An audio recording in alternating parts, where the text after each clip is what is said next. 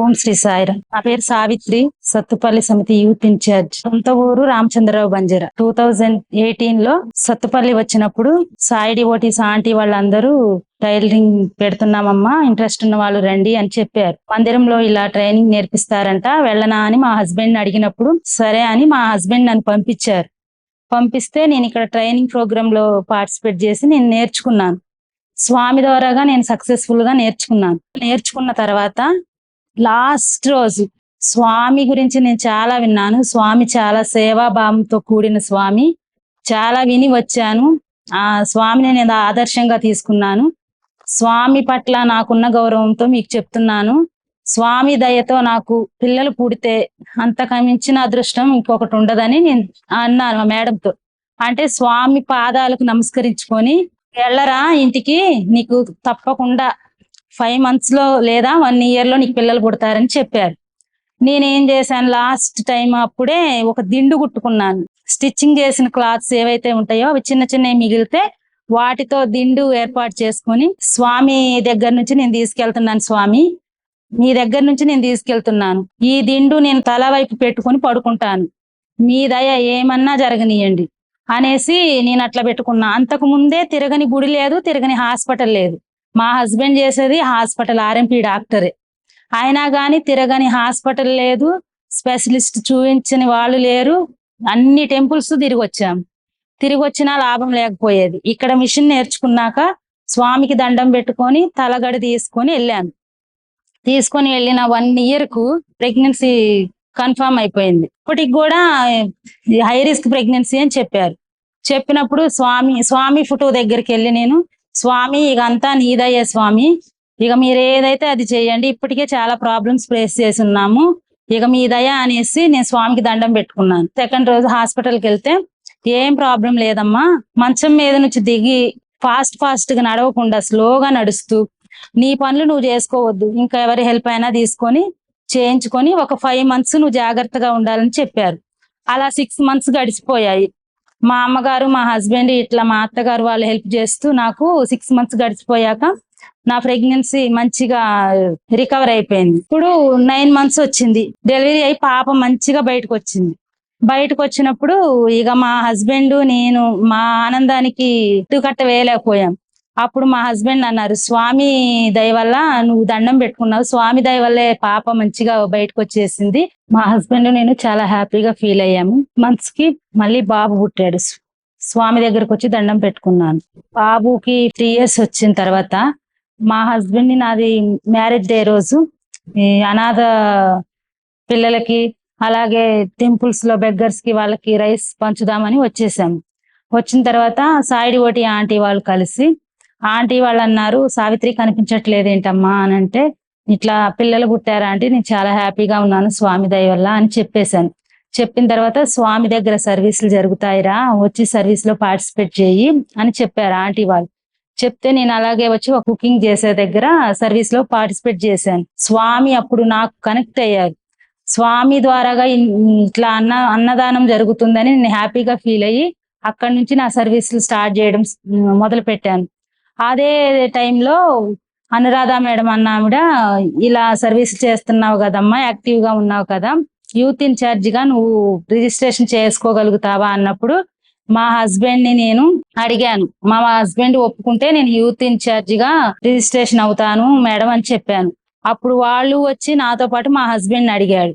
అడిగితే స్వామి దగ్గర సర్వీసులు అంటే నాకు ఇష్టమేనండి అని ఆయన స్వామి దగ్గరికి సంతోషంగా సావిత్రిని రిజిస్ట్రేషన్ చేసుకోవచ్చు అని ఆయన ఒప్పుకొని పంపించారు. ఫస్ట్ టైం స్వామి స్పీచ్ నేను ఒకటి విన్నాను. స్వామి అంటే నాకు తెలియదు, కానీ స్వామి స్పీచ్ విన్న తర్వాత పుట్టపర్తి విశేషాలన్నీ చూశాక స్వామికి నేను చాలా దగ్గరయ్యి ఫస్ట్ టైము యూత్ యాక్టివిటీ ఏదైతే ఉందో అది ఫస్ట్ గౌట్ కాలేజ్ లో ప్రిన్సిపల్ సార్ అపాయింట్మెంట్ తీసుకొని ఇలా సత్యసాయి సేవా ఆర్గనైజేషన్ ద్వారా శుభ్రత పరిశుభ్రత అనే కార్యక్రమం మొదలు పెడతాం సార్, మీరు పర్మిషన్ ఇస్తే మేము దాన్ని సక్సెస్ చేసుకుంటాము మీ దగ్గర నుంచి అని చెప్పాము.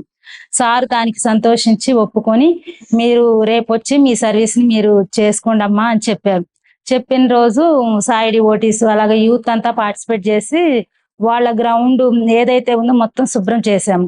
వాళ్ళు హ్యాపీగా ఫీల్ అయ్యి ఇంకొక 6 months లో కానీ లేదా 5 months లో కానీ మీ యాక్టివిటీ ఇంకా ఏదైనా పెట్టుకోండి ఇక్కడ, లేదా రెగ్యులర్ యాక్టివిటీ ఏదైనా చేసుకోండి, మీ ట్రస్ట్ నుంచి మాకు చాలా సంతోషంగా ఉందని వాళ్ళు కోరారు ప్రిన్సిపల్ సార్. అదే తరుణంలో ఇంకొక 2 months లో వరలక్ష్మి వ్రతాలు, సామూహిక వరలక్ష్మి వ్రతాల టైం వచ్చేసింది. సాయిడివోటి ఆంటీ వాళ్ళు పెద్దలందరూ డిస్కషన్ చేస్తున్న తరుణంలో ఇట్లా మా ఊరు రామచంద్ర బంజర్ గ్రామంలో దుర్గా అమ్మవారి గుడి ఉంది ఆంటీ, అక్కడ జరిపిద్దాము సామూహిక వ్రతాలు అని చెప్పాను. దానికి ఆంటీ వాళ్ళు ఎట్లయినా యాక్టివ్ గా ఉంటది సావిత్రి, చేయగలుగుతుంది అని ఆంటీ వాళ్ళు ఒప్పుకున్నారు. ఒప్పుకున్న తర్వాత 2 days తర్వాత రాణి వచ్చేసింది.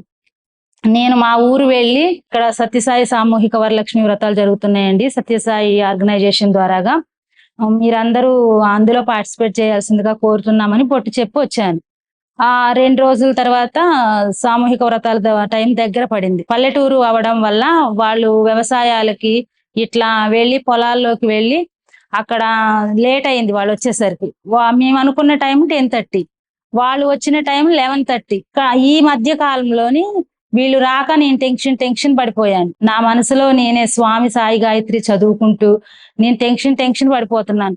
అప్పుడు స్వామి ప్రత్యక్షంగా కనిపించి 1 by 1 భక్తులు ఎవరైతే ఉన్నారో అందరినీ సమానంగా కూర్చోబెట్టగలిగారు. స్వామి దయ వల్ల వరలక్ష్మి వ్రతాలు 18 members సక్సెస్ఫుల్ అయింది. చిన్న దుర్గా అమ్మవారి గుడి దగ్గర 18 members వచ్చి సామూహిక వ్రతాలు సక్సెస్ఫుల్ చేశారు. అందులో స్వామి నాకు కళ్ళకు కట్టినట్టు కనిపించారు. అప్పుడు నాకు చాలా హ్యాపీగా అనిపించింది. అప్పుడు అదే టైంలో యూత్ గా నేను స్వామి ద్వారాగా ఏదైనా చేయగలుగుతాను అనే కాన్ఫిడెంట్ నాకు బలంగా చేకూరింది. 2024లోని శ్రీరామనవమి యూత్ పత్తియాత్ర టైం వచ్చేసింది. ఫస్ట్ టైం అవడం వల్ల 5 members ని మోటివేట్ చేసి తీసుకెళ్ళగలిగాను. అక్కడ సర్వీసులు చేశాము, స్వామి దర్శనానికని వెళ్ళాము. వెళ్ళిన టైంలో చాలా ప్రశాంతంగా ఆహ్లాదకరంగా స్వామి సన్నిధిలో ఎక్కడా లేని ప్రశాంతత నాకు అక్కడ దొరికింది అనిపించింది. పుట్టపర్తి ఎన్నిసార్లైనా వస్తానని కాన్ఫిడెంట్ గా నేను నాలో నేనే అనుకున్నాను. దర్శనం అయిపోయి కుల్వంత్ హాల్ నుంచి బయటకు వస్తూ ఉంటే ఒక మా అమ్మగారు కర్ర పట్టుకుని నడుస్తూ బయటకు వస్తున్నారు. ఆ మా అమ్మగారు నడవలేక నడుస్తూ ఉన్నప్పుడు నేను ఆ మా అమ్మగారికి వెళ్ళి చూసి దగ్గరికి వెళ్ళి, మా అమ్మ మీకు కొడుకులు బిడ్డలుంటే పట్టుకుని వస్తే బాగుండేది కదా అని అడిగాను. అడిగినప్పుడు ఆ మామగారు అన్నారు, కొడుకులు ఉన్నా బిడ్డలున్నా నాకు అవసరం లేదమ్మా, నేను స్వామిని కొడుకులా ఊహించుకొని స్వామి చేసిన సేవల పట్ల నేను కృతజ్ఞతలయ్యి నేను అక్కడికి వచ్చి స్వామిని తలవని రోజు లేదు, దర్శించుకోని రోజు లేదు. స్వామి దగ్గరకు వచ్చి నేను దర్శనం చేసుకొని వెళ్ళండి, నేను ఇంట్లో నిద్ర కూడా పోను అని చెప్పారు. అలాంటి టైంలో స్వామి ఎంత సేవా తత్పరుడో నాకు అర్థమయ్యి సత్య ధర్మ శాంతి ప్రేమ అహింస మార్గాలు ఈ 5 సద్గుణాలు స్వామిలో ఉన్నాయని నేను గ్రహించి స్వామికి అక్కడ చాలా కనెక్ట్ అయ్యాను. 10 days సర్వీస్కి వెళ్ళాము. ఆ టైంలో ఫస్ట్ టైం నాకు అప్పుడు 10 days సర్వీస్ ఎలా చేయాలో కూడా తెలియని పరిస్థితి. సైడ్ డ్యూటీస్ అందరూ అన్నారు, నీకేం భయం వద్దు, నువ్వు కాన్ఫిడెంట్ గా చేయగలుగుతావు, యాక్టివ్ గా చేయగలుగుతావు, నువ్వు ఎక్కడైతే సర్వీస్ నీకు ఇస్తారో అక్కడ ధైర్యంగా చేసేయమ్మా అని చెప్పారు. చెప్పినప్పుడు నాకు చైర్ సర్వీస్ ఇచ్చారు. ఆ చైర్ సర్వీస్ దగ్గర స్వామిని తలుచుకుంటూ, స్వామి నాకు ఏ సర్వీస్ అయితే ఇచ్చారో ఆ సర్వీస్ నేను సక్సెస్ఫుల్ గా లీడ్ చేసేలా నన్ను అనుగ్రహించు తండ్రి అని నేను స్వామిని దండం పెట్టుకొని చైర్స్ వేయడం స్టార్ట్ చేశాను. చైర్స్ వేసుకుంటూ అందరినీ గౌరవించుకుంటూ ఆ విఐపి లీడర్స్ ఎవరైతే వస్తారో వాళ్ళని కూర్చోమని సాయిరాం చెప్తూ స్వామి 10 days సర్వీస్ ఏదైతే ఉందో సక్సెస్ఫుల్ గా లీడ్ చేసి నేను బయటకు వచ్చేసాను. స్వామి సేవలు ఏవైతే ఉన్నాయో వాటికి నేను కనెక్ట్ అయిపోయి కితభావంతో ఉంటూ యూత్ ని ఇంకా మోటివేట్ చేసుకుంటూ పుట్టపర్తి తీసుకువెళ్తూనే ఉన్నాను. అలాగే ఇంకా రాబోయే కాలంలో సత్యసాయి బాబా కలియుగ అవతారుడు కాబట్టి కలియుగంలో ఇంటూ ఎంకరేజ్మెంట్ ఉండి ఇంకా స్వామి సర్వీసుల్ని ముందుకు సాగిస్తూ ఉండాలని కోరుకుంటున్నాను. ఇప్పుడు నేను వెళ్ళేది 7th సర్వీస్. ఇంకా నేను సంవత్సరం తిరగకుండానే 2 times అలా వెళ్ళొస్తూనే ఉన్నా. ఈ షార్ట్ టైంలోనే పుట్టపర్తి వెళ్తూ ఉన్నానంటే స్వామి నాకు దగ్గరగా కనిపిస్తున్నారు. స్వామి సేవల్ని బట్టి నేను కనెక్ట్ అయ్యాను. 18లో నేను ఇక్కడ టైలరింగ్ నేర్చుకున్నాను. అదే టైలరింగ్ లో పేరున్న టేపు మళ్ళీ 8 years తర్వాత అదే టేపు నేను వచ్చి నేర్చుకునే వాళ్ళకు అని నేను ఎప్పుడైతే ఆ టైలరింగ్ బాక్స్ టేపు కత్తెర ఇవి ఉండే బాక్స్ లో ఆ బాక్స్ తీసాను, అదే బాక్స్ లో నా పేరు మీద ఉన్న టేపు నా చేతికి వచ్చింది. ఆ టైంలో నా పక్కన ఉన్న వాళ్ళంతా నీ పేరు వచ్చింది, స్వామి అనుగ్రహం నీపై చాలా ఉంది, ఇంకా నువ్వు సక్సెస్ఫుల్ గా లీడ్ చేయగలుగుతావు, స్వామి సర్వీసులు, స్వామి బ్లెస్సింగ్స్ నీకు ఎప్పుడు ఉంటాయని అన్నప్పుడు ఇంకా స్వామిలో నేను లీనమైపోయి ఇంకా నేను మోటివేట్ అవుతున్నాను. అలాగే స్వామి సర్వీసులు ఏవైనా చేయాలని నేను డిసైడ్ అవుతున్నాను. యూత్ సర్వీసు ఇంకా రాను రాను కాలంలో ఇంకా చాలా చేయాలని నేను కోరుకుంటూ, స్వామికి జై సాయిరాం.